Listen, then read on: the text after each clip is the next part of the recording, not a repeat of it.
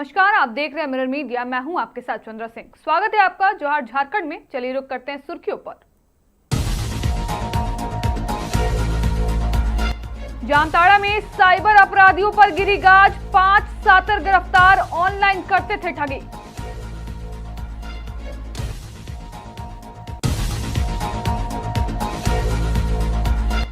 Golden पहाड़ी में गरीब दुकानदार की दुकान पर जबरन ओबी डंप, जनप्रतिनिधि प्रशासन मौन।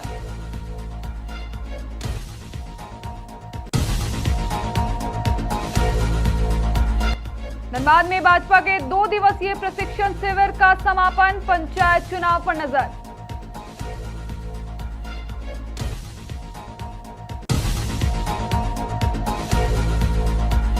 रामकनाली में सीआईएसएफ और बीसीसीएल का एक्शन, कई अवैध मुहाने ध्वस्त।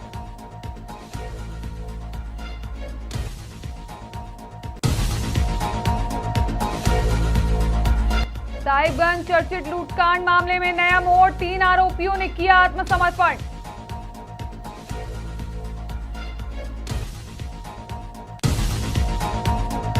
अब खबरें विस्तार से। जामताड़ा पुलिस ने साइबर अपराध के खिलाफ बड़ी कार्रवाई करते हुए 5 सातर साइबर अपराधियों को गिरफ्तार किया है। साइबर थाना को गुप्त सूचना मिली थी कि कर्माताड़ और नारायणपुर थाना क्षेत्र में संगठित तरीके से साइबर ठगी का धंधा चलाया जा रहा है। इसके बाद साइबर थाना प्रभारी राजेश मंडल के नेतृत्व में विशेष टीम गठित कर दोनों क्षेत्रों में छापेमारी की गई। छापेमारी के दौरान पुलिस ने विष्णु मंडल, सचिन मंडल, सागर नायक, किशोर दास और विश्वजीत दास को गिरफ्तार किया। आरोपियों के कब्जे से 15 mobile phone, 14 SIM card, 4 ATM card, 2 laptop और 50,000 रुपए नगद बरामद किए गए हैं। पुलिस के अनुसार सभी आरोपी लोगों को झांसे में लेकर बैंक खातों से ठगी करते थे। जामताड़ा पुलिस के द्वारा साइबर अपराध के प्रति लगातार अभियान चलाया जा रहा है। इसी क्रम में सूचना प्राप्त हो रही थी कि नारायणपुर और कर्माटार में अपराधकर्मी जो है साइबर से संबंधित अपराध की घटना को कर रहे हैं। इस सूचना पर तत्काल एक टीम मेरे द्वारा गठित किया गया, जिसमें कि साइबर थाने के थाना प्रभारी और अन्य हमारी पूरी टीम जो लगी।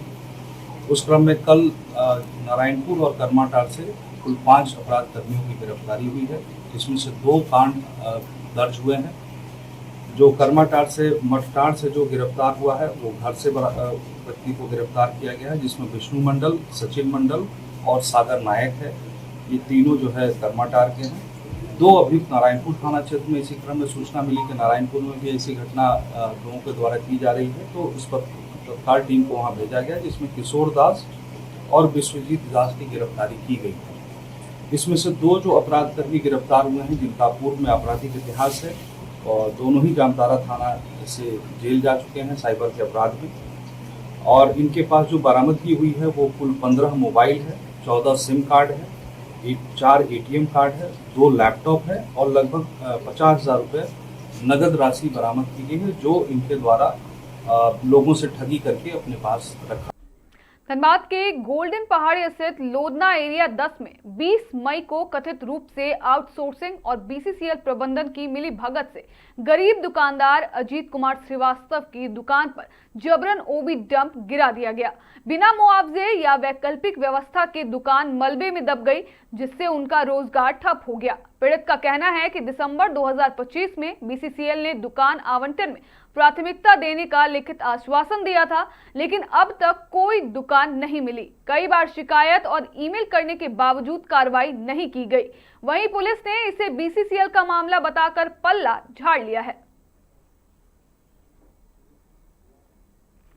भारतीय जनता पार्टी झारखंड प्रदेश के पंडित दीनदयाल उपाध्याय प्रशिक्षण महाअभियान 2026 के अंतर्गत धनबाद महानगर का चल रहे 2 दिवसीय जिला प्रशिक्षण वर्ग का आज समापन हो गया। धनबाद में आयोजित इस प्रशिक्षण वर्ग में पार्टी के विस्तार, कार्य पद्धति, विचार 2027 के पंचायत चुनाव की रणनीति पर चर्चा की गई। मुख्य वक्ताओं ने संबोधित करते हुए अनुशासित होकर पार्टी के कामों को आगे बढ़ाने की सीख दी। साथ ही कार्यकर्ताओं के आचरण व्यवहार और भाजपा के देश के लिए किया जा रहे कार्यों की चर्चा की गई। पूरे कार्यक्रम को लेकर भाजपा नेताओं ने क्या कुछ कहा, आपको सुनाते हैं। भारतीय जनता पार्टी का समय समय पर इस प्रकार के प्रशिक्षण शिविर चला करते हैं और अभी यह पंडित दीनदयाल उपाध्याय प्रशिक्षण महाअभियान चल रहा है पूरे देश भर में। झारखंड के भी सभी जिलों में जो संस्थापक जिला है उसमें हमारा प्रशिक्षण अभियान चल रहा है और इसमें हम विभिन्न हमारे टॉपिक्स हैं। संगठन का विस्तार कैसे करना है, हमारे कार्यकर्ताओं का आचार व्यवहार कैसा होना चाहिए, हमें जनता से जुड़ के कैसे काम करना है, हमारा लेटेस्ट जो टेक्नोलॉजी हमारे कैसे हैं, हमारी केंद्र सरकार की उपलब्धियां क्या हैं, हमारे समक्ष कौन कौन सी चुनौतियां हैं, कैसे हमको सामना करना पड़ता है, या आज़ादी के बाद से हमारे देश के हालात क्या थे, कांग्रेस शासन जो लगातार रही किस प्रकार से देश के लोगों को चुनौतियों का सामना करना पड़ा। प्रशिक्षण अभियान में सभी अपने वरिष्ठ नेतागण का कहीं ना कहीं एक अच्छा मार्गदर्शन मिलता है और कार्यकर्ताओं के अंदर जो शिक्षा प्राप्त होती है, जो संबोधन के माध्यम से आप देखें कि कल से आज तक हमारे केंद्रीय मंत्री आदरणीय अन्नपूर्णा जी आए, हमारे राष्ट्र संगठन महामंत्री जी आए, सभी विधायक लोग आए, सभी लोग भी। तो कार्यकर्ताओं के अंदर भारतीय जनता पार्टी और पंडित दीनदयाल जी का जो उनका सोच है, जो विचारधारा, उस विचारधारा में भारतीय जनता पार्टी चलती है। उस विचारधारे को हम लोग कहीं ना कहीं जो नए संगठन में लोग आते हैं, हर 5 साल पे प्रशिक्षण के माध्यम से लोगों को हम लोग संगठन को मजबूत करने का और एक एक संकल्प और हर एक जो माननीय प्रधानमंत्री जी का जो योजना है हर घरों में, हर दिलों में उतारने का जो भारतीय जनता पार्टी के कार्यकर्ता काम करती है। देखिए, आज 2 दिन से लगातार पंडित दीनदयाल उपाध्याय प्रशिक्षण महाशिविर के कार्यक्रम में हमारे पूरे धनबाद महानगर के तमाम मंडलों से तमाम कार्यकर्ता, तमाम हमारे पदाधिकारी लोग आए हुए हैं और इस कार्यशाला में केंद्र से लेकर प्रदेश तक स्तर के नेता इसमें कार्यशाला भाग लिए हैं। सभी नेताओं ने, सभी प्रभारियों ने अलग अलग विषय पर अपने बात रखने का काम किया है और सभी जानकारी देने का काम किया है कि हमारी पार्टी जनसंघ काल से लेकर वर्तमान स्थिति तक उन्होंने क्या किया और देश के लिए क्या किया, राष्ट्र के लिए क्या किया, तमाम जानकारी देने का काम किया है और सभी लोगों ने अपनी जानकारी में बात करने का काम किया है। क्योंकि आप लोगों ने देखा, संगठन के माध्यम से हम लोग संगठन से बड़ा सर्वोपरि मानते हैं। संगठन के माध्यम से पूरे देश में भी अधिकांश राज्यों में हमारा सरकार आई है। इसका एकमात्र कारण है हमारा संगठन मजबूत है। हमारा संगठन हम सर्वोपरि मानने का काम करते हैं। ये भारतीय जनता पार्टी संगठनात्मक कार्यों में अपनी एक निरंतरता रखती है। हम जीवंत राजनीतिक पार्टी हैं और चुनाव की दृष्टि से ही सिर्फ राजनीति नहीं करते हैं और चुनाव जब आए तभी संगठन की बात नहीं करते हैं, बल्कि सामान्य दिनों में भी संगठन और संगठन के साथ समाज को जोड़ने का उपक्रम ये कैसे निरंतर चले, ये भारतीय जनता पार्टी अपने कार्य पद्धति का इसको हिस्सा। कोयला चोरी और अवैध कारोबार पर लगाम लगाने को लेकर सीआईएसएफ और बीसीसीएल प्रबंधन ने रविवार को विभिन्न क्षेत्रों में संयुक्त अभियान चलाया। बीसीसीएल एरिया 4 अंतर्गत रामकनाली ओपी क्षेत्र में क्षेत्रीय प्रबंधन, सीआईएसएफ तथा स्थानीय पुलिस ने कार्रवाई करते हुए अवैध खनन में उपयोग किए जा रहे कई अवैध मुहानों की भराई कराई।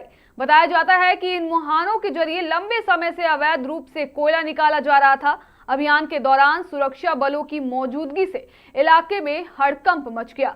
वहीं दूसरी ओर बीसीसीएल ब्लॉक 2 क्षेत्र स्थित अंबे माइनिंग आउटसोर्सिंग परियोजना के समीप सीआईएसएफ की टीम ने गश्ती के दौरान अवैध कोयला लदी 2 बाइक जब्त की। दोनों बाइक पर बोरे में कोयला लाद कर ले जाया जा रहा था। सीआईएसएफ ने तत्काल कार्रवाई करते हुए बाइक को कब्जे में लिया और आगे की कानूनी प्रक्रिया के लिए बागमारा पुलिस को सौंप दिया।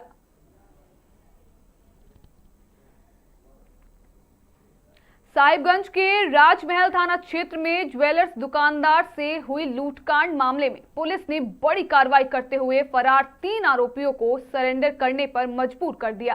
थाना प्रभारी हसनैन अंसारी के नेतृत्व में पुलिस ने आरोपियों के घरों पर इश्तेहार चिपकाकर 7 दिनों में आत्मसमर्पण का अल्टीमेटम दिया था।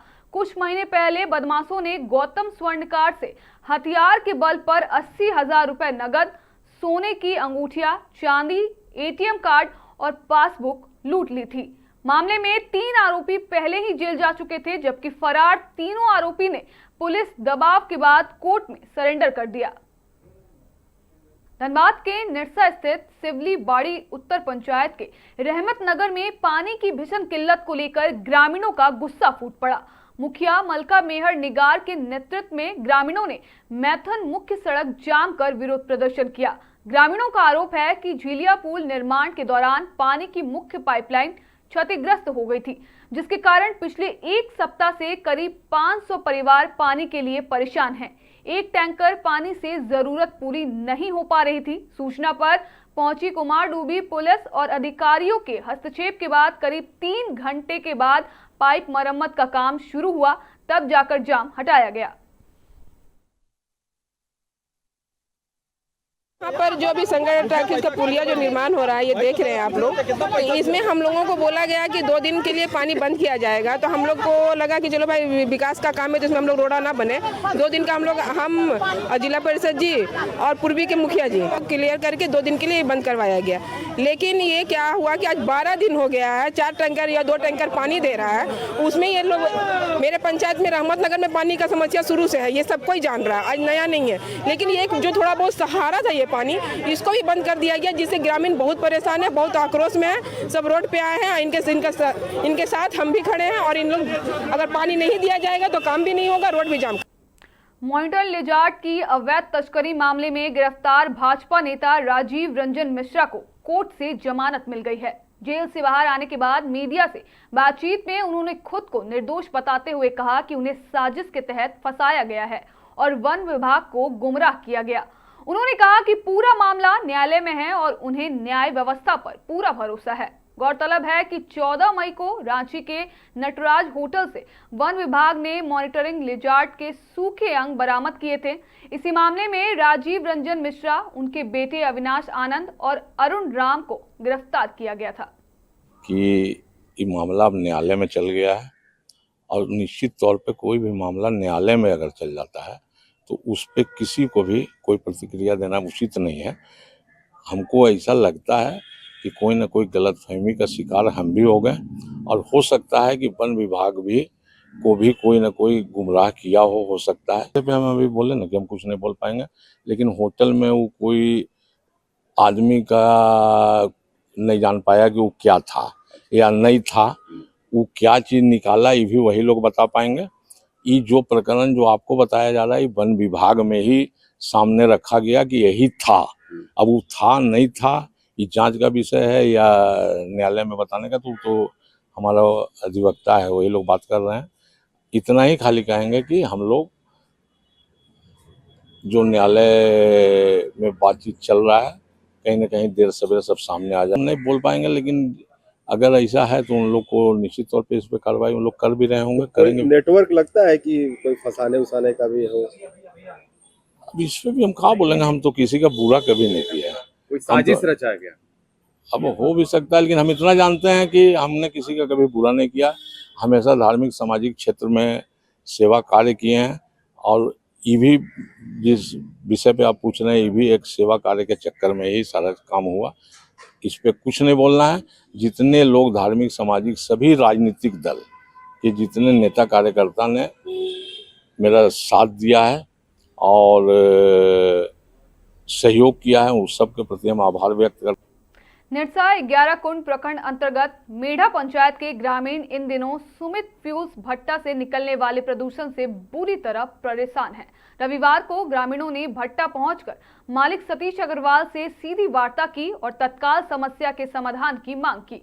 ग्रामीणों का आरोप है कि भट्टा में कोयला पोड़ा और कोयले की पिसाई का काम होता है, जिससे निकलने वाला डस्ट आसपास के दर्जनों घरों को अपनी चपेट में ले रहा है। घरों की दीवारों और सामानों पर मोटी काली परत जम गई है। इसके कारण सांस लेने में परेशानी हो रही है, बच्चों की पढ़ाई प्रभावित हो रही है और बुजुर्गों का स्वास्थ्य खराब हो रहा है। वार्ड सदस्य सूरज पासवान ने बताया कि भट्टा संचालक से कई बार शिकायत की गई, लेकिन कोई असर नहीं हुआ। थक हार कर रविवार को ग्रामीण सीधे भट्टा पहुंचे। वहीं सूचना मिलते ही भट्टा मालिक सतीश अग्रवाल मौके पर पहुंचे। उन्होंने ग्रामीणों को आश्वासन दिया है कि प्रदूषण की समस्या का जल्द ही निदान कर लिया जाएगा और भविष्य में ऐसी स्थिति दोबारा नहीं आने दी जाएगी। बार बार हम लोग मना करा जा रहा है, डस्ट उड़ा रहा, बाल बच्चा का तकलीफ हो रहा है, सांस लेने में दिक्कत हो रहा है, कपड़ा लत्ता पानी घर द्वार सब गंदा हो जा रहा है। कितना मरते बोल चुके हैं लेकिन नहीं सुना।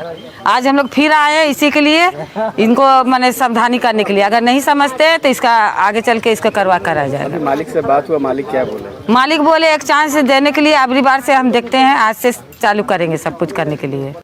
समस्या ये है कि 7 नंबर वार्ड में हमारा इतना गर्दा होता है, इतना डस्ट होता है कि बच्चा लोग का दम्मा और टीबी एकदम पूरा लाचार है।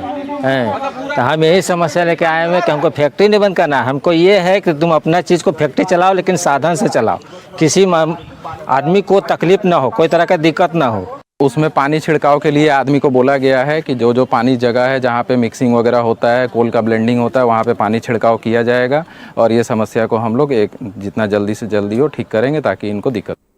पलामू के चैनपुर थाना क्षेत्र के रामपुर गांव में जमीन विवाद को लेकर हुई खूनी संघर्ष में पुलिस ने 42 लोगों के खिलाफ मामला दर्ज किया है। इसमें 17 नामजद और 25 अज्ञात आरोपी शामिल है। घटना में गोली लगने से सकेंद्र चौधरी की मौत हो गई, जबकि कई लोग घायल हुए हैं।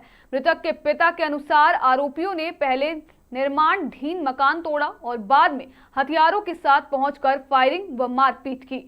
पुलिस ने कई लोगों को हिरासत में लेकर पूछताछ शुरू कर दी है।